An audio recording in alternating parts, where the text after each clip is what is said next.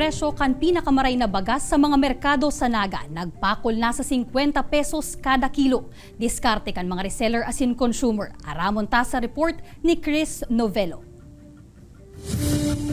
May dikit na bawas na daw sa ngunya ng kada serving ning maluto sa karinderya na ini ni Jenna sa San Isidro Satellite Market, Naga City. Alagad ang presyo kan kada cup, iyuman giraray.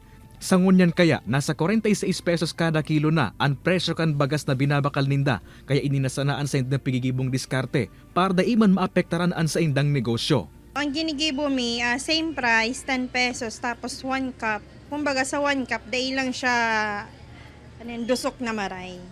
Pero 1 cup na. Dikit na bawas. Compare dati pa. Ang reseller man na si Mary Grace, daw mahal ang nabakal na bagas sa indang supplier, dahil gayo subot na halangkawan sa indang ipinapatong sa presyo, nganing daiman mabawasan ang sa indang customer.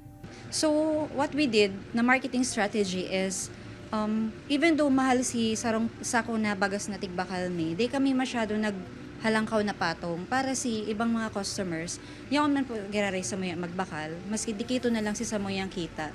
Siring kan sa pwesto ni na Mary Grace as sinibapang merkado sa syudad ni Naga. Nagpapakol na sa 50 pesos ang kada kilo kan pinakamarahay na klase ning bagas. Nagpuon subot na maglangkaw ang presyo kaini kan nakaaging bulan, uli sa langkaw na farm gate price kan mga paroy. Diferensya kayo luman sa mga konsumidores na kasino lang pigsildo. Dahil hindi na maka-afford ng araw na kilo. Pero ito sigurong mga kin-afford na pamilya, pwede. Baba yun sa inda. Kasabay kaini, pigsugo na ni Presidente Ferdinand Marcos Jr. sa DA asinman sa DTI ang mahigot na monitoring sa presyo ning bagas sa enterong nasyon.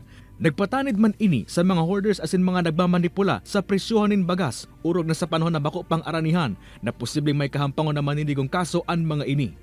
Kay Bahan si Carlo Abunita, Chris Novelo, Balitang Bicolandia.